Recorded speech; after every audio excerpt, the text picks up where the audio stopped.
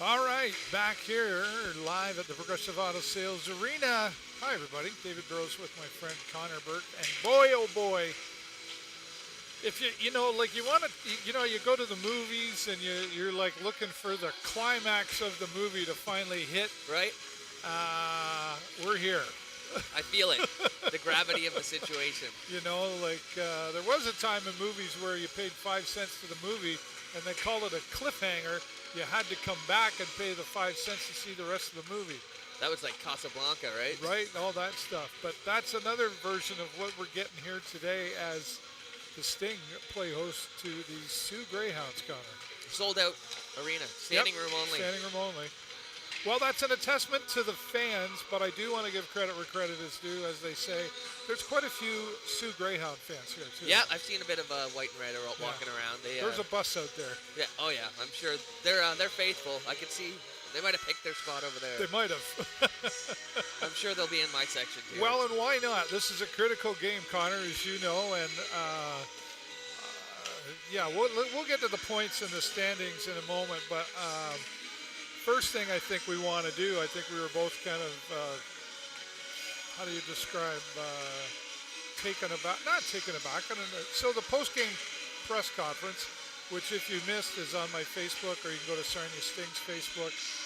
And Dylan Sika was the post-game press conference on Sunday after a loss to Erie.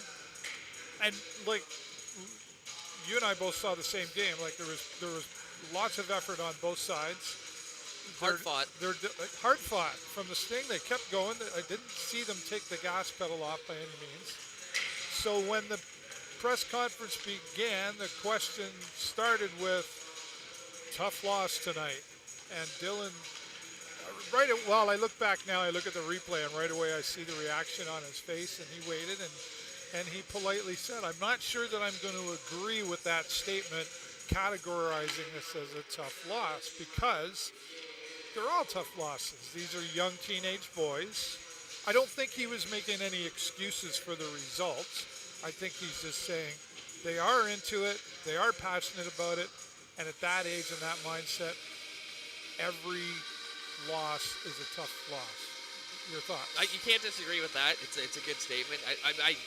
I think maybe it's tough, not tougher on them, but maybe tough in the way that you could have given yourself a little bit of space with the win in 2 points, and now you almost have to win tonight. Whereas if we had won on Wednesday, it would have been, well, we got a little bit of cushion here. Right. So still tough. All losses are tough. But right. Yeah. I think standing wise, that's maybe what the question was being phrased as, and he got a little defensive, I guess. Yeah, I don't think the question was meant as tough. I don't think it was meant by it. It was just a question, right? But rightfully so. The GM stepping forward.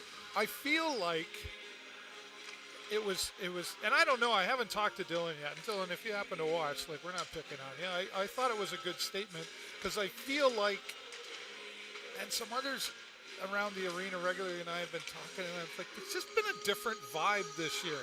While the fans have been supportive, there's also been that, like, beating up on this team and the coaches and I know there's an expectation, but I don't even, do you know what I'm talking about? Do you feel a different vibe this year than, say, even last year? Yeah, I think you get a lot of leverage and leeway when you're, like last year, such a young, really a young team. Yeah. People get pretty impatient and expect results. You're halfway, we're almost done this season, and maybe you'd like to be a little bit higher in the standings than we are, but sure, that's the way it is. I think you're probably going to have a better chance next year, and maybe you're going to move some pieces and see what happens there, because we're still in the stage of, we just came off the playoffs, a deep playoff run, and you can say it time and time again, but they're young. They're young kids. Yeah, that's right. You could be Guelph. The only team that doesn't look like they're breathing down our neck right now, actually. Well, and let's. Anyway, I thought it was good that Dylan came out, and I did find there was a bit of a defense mode there, but I think rightfully so. there's a lot going on. Like we always know that, we think we know what's going on, but we're up here, dry and warm with our microphones on our heads. We're not down there doing it. But in the ivory tower. Right. So, anyway, kudos for Dylan to come out and speak like that. I think some were just surprised at how that went. But I mean, especially as the GM, like you have to spin the positives. I mean, you and I as broadcasters, we have difficult London. Right. How do you spin the positive on that, right? So to be able to do that and still move forward, as he mentioned as well, like, he even said, he goes, I'm not worried. It's coming.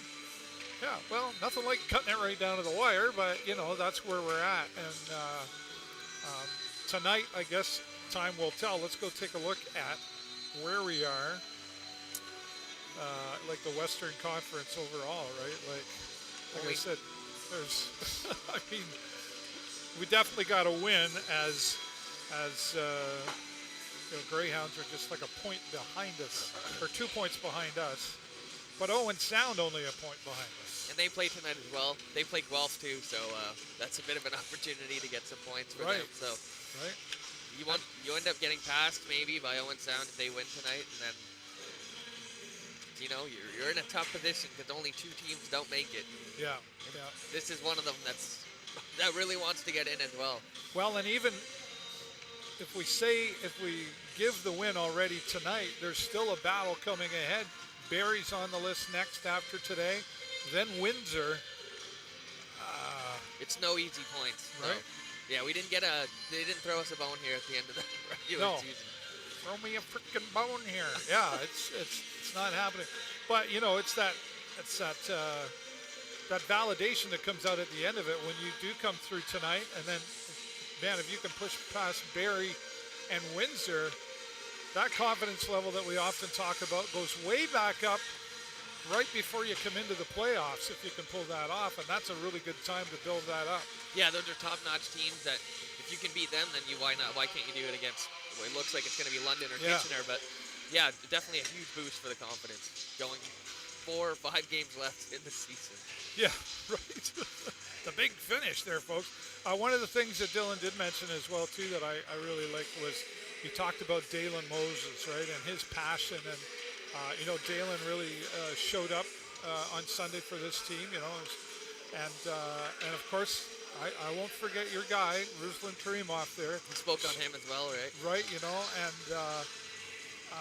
he mentioned both have such passion for this game that, really shows up for this team. Yeah, 2 goals and almost the hat trick. I know. Battled on every shift there. And I noticed he mentioned that he had probably spoken a couple words of English. Maybe, I think a word of English actually is when he first came over, and how hard it's been.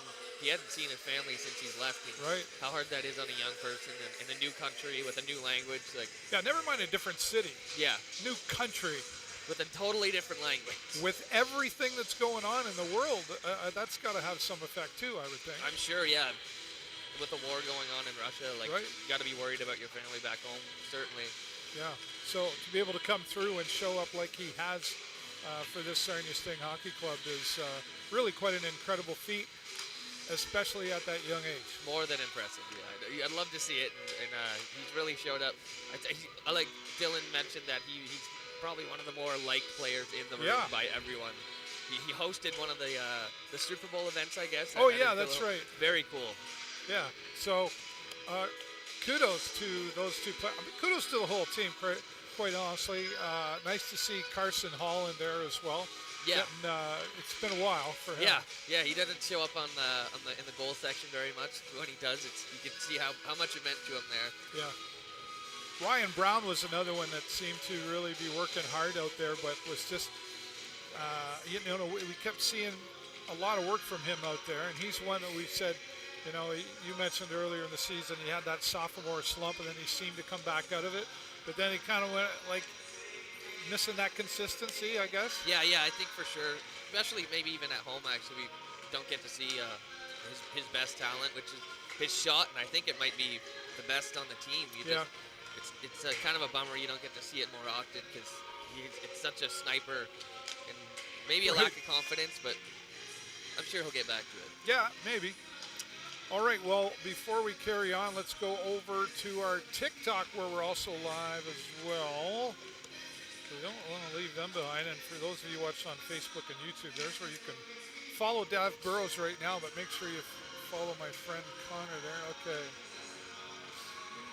My uncle is there. Okay, right on. We're up to 2,000 likes on TikTok. We were a little short on Sunday, so we're trying to get up to 40,000 by the end of the second period. Abby! Oh, look, she's like, David! She's shouting my name. Don't worry about that Connor guy. Nice to have you back here, Emmy. You're a sweetheart for being here and looking after things. Kevin's here. Gretzky Trades is here.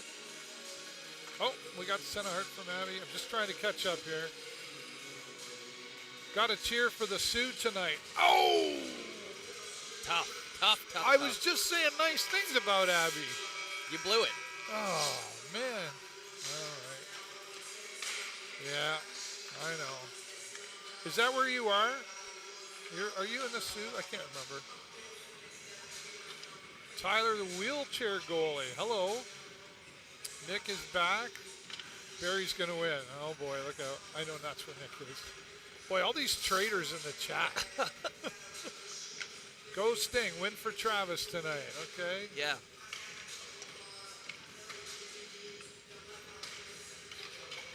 Okay. Owen Sound. Right. Yes. And they're playing tonight. And Nick's a Colts play. All right. We'll let you stay, though. You just got to tap that screen. Black and yellow. A little bit more. Black and yellow Black hearts. and yellow. That's right. Let's take a look at our lineup here as well. This is, you'll be happy to know your boy's in the first line again. So Yeah. I guess after those 2 goals, he's earned his right back in. Kind of to line tough one. to demote somebody after a game like that. Could So. you imagine? Yeah. What did I do? I don't even know if anything's changed other than we're finally getting to see Evan with a start in quite a few. I think it's been over a week anyway where. Yeah. Oh, hasn't Evan played. Malik. Yeah. Well, yeah. I don't. I wanted to ask the question, like why did we? Should have slipped that one in, David. Yeah, well, got to be positive on. But that other stuff. than that, yeah, I think it's the exact same lineup as Wednesday. I believe maybe Brown and Edwards were switched, but. No, I don't. Yeah, maybe. I can't remember. But no, I think it's all pretty well straightforward except for Evan Billette in there. So, I mean, that brings some excitement to this game as well. And while we're happy to see Nick have a break after everything he's been through out there, Evan, I see him from up here. I'm always looking down, and he's like, he's moving his body, and he's just itching to get out there and perform. I'm sure. It's tough to watch your partner get all the starts, and I'm glad to see him back. Actually, it's probably some well-deserved rest for Nick. Right. You have some high expectations though of Evan when you see him out there. Yeah, for sure. He looks to be the goalie of the future for now because Nick's gone, and we're gonna have to either develop one of our drafted goalies or trade for one. So right. Well, and that's going to be interesting coming up in April, right? When all of that happens, and what will we see, from this team, and as Dylan has mentioned, and Coach Al Letang has mentioned in the past. When that happens, it's like, the boys are attached to their phones. They're getting messages from, whomevers that are reaching out to them. Hey, would you be interested? All that stuff's going on. And they're still trying to play hockey all at the same time and focus on what they have to do out there in that arena. Tampering behind the scenes. How do they find the time? Yeah, they get fined for that in the NHL. Yeah, for what? Just when you're texting your players saying, hey, you should come join our team break your contract. Yeah. Well, there's going to be a lot of movement, especially with the USHL and the NCAA agreement. Yeah, that right. Happened. That'll be a really, really interesting offseason. A first-time thing too, right? Now that those rules have been changed out there. So, but that's got to be just on the mind of any player in the OHL right now, no matter where you're sitting, whether you're Guelph at the bottom or you're London right at the top. What am I going to do with my life? What's the next move for me? The next step? I'm listening to. Mom and Dad are advising me. My billets are advising me. There's so many people talking in your ear, right? With good intention, I'm sure, trying to help you make those choices that are tough for most 17-year-olds. Yeah, everybody has the right answer, right? So you You just gotta. It's like golfing with 4 of your buddies. No, hit it like this. Yeah. Right. Yeah, that's what he told me. Yeah. Right. But yeah, that's such a tough decision, and I think with all the stuff that's happening, it's going to be there.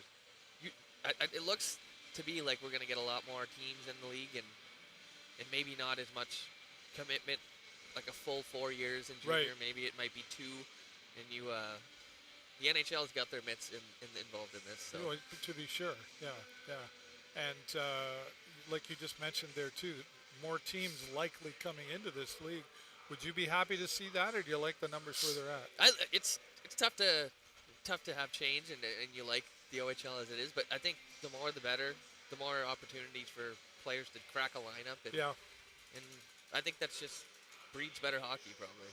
Yeah, it can, for sure. A lot of positives there for sure. And then we could do a whole show on that debate, right, for sure. Who just followed? Bullseye just followed us. Thank you. Let's go Kitchener Rangers. All right. I guess. Stevie Gogo sent a gift. Stevie Gogo. Where are right you, on. Stevie? Are you still out east? He was going out east to start something up anew, and I saw something about some scooters as well.